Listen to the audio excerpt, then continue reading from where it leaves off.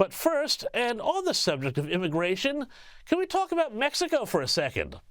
There have been massive protests in Mexico City this week about immigration, specifically rich Americans known as digital nomads who have apparently been swooping into the joint, driving up property prices and, whoa, changing the culture. Here's a bit of what went down.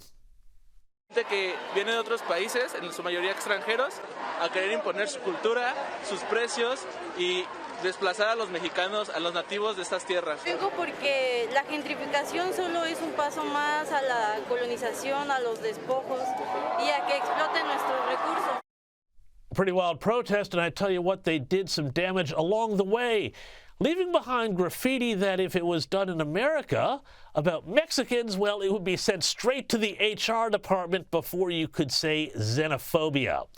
And that's before we get to the signs that were carried at the march, which read things like, "Your new home is an invasion," and "We shouldn't feel like foreigners in our own land."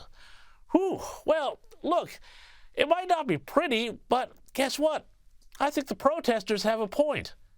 Everyone has a right to a homeland, to a culture where it exists.